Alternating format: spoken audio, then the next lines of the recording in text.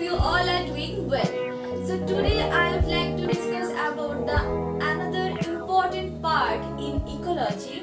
Also, this is an important graph at the population aspect, which is survivorship curve. So first let me tell you one thing, that is in your locality there are different types of populations are present, right? Dog populations, cow populations, ants populations, birds population. So from that particular thing, that is the from the survivorship curve, we can get the lifespan of each and every population with their age group. So what is survivorship curve? Basically, it is a plot between the number of the survivors with their each age group. Okay.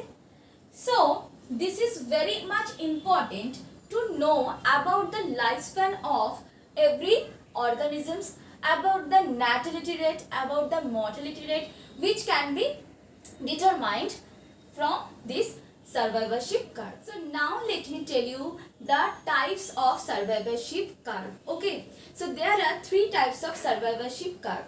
Number one, which is the convex curve, and it is also denoted as type 1. The straight line curve, which is denoted as type 2 also, and the concave, which is denoted as type 3. So basically from the survivorship curve, you can get each and every lifespan of organism. So first, the thing is type 1 survivorship curve.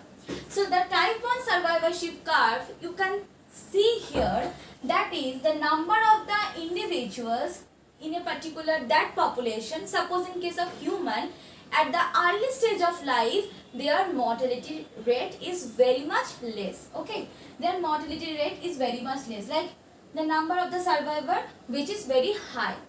But at the end of their lifespan, like around 60 years, 65 years, 70 years, at that time there are a chances for dying, right? So the survivorship curve shows particularly the high mortality rate at the end of their lifespan. So this is the type 1 survivorship curve. So example is human, sheep, deer, etc. In the other hand, the type 2 curve, you can see here, this is the straight line. So along their lifespan, the mortality rate more or less constant. Okay, sometimes they are going to be faced in a harsh condition and they are going to be die, and sometimes they can get the favorable conditions, so they can live for long time. So this is more or less constant, the mortality rate, also the surviving, which is more or less constant throughout their lifespan. Okay, so the example is in that case birds. Also one example, in case of that particular humans, those can face malnutrition, poverty. So that type of harsh condition, they can die.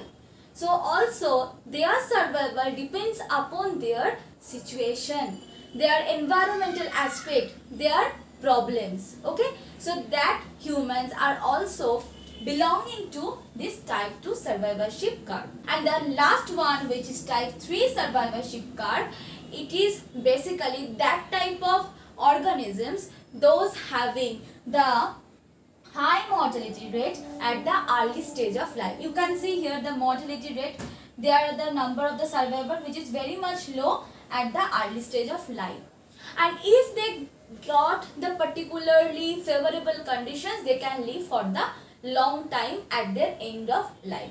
Suppose in case of oyster, shellfish, in that time, suppose in case of oyster, okay, so they can live particularly at the end of their life suitably, because at their early stage, during their swimming, when they are basically the larval in structure, so in that time they can swim, or they want a substratum to live. Okay, so in that case they cannot be they cannot be suitable for a particular situation or particular environment. So when they got it, they can well establish considerably. Okay, so this is the type 3 concave curve. Okay, this is all about about the survivorship curve, and obviously read thoroughly the type 1, type 2, type 3. Basically you need to clear the concept. Okay, and also read thoroughly about the examples of type 1, type 2 and type 3.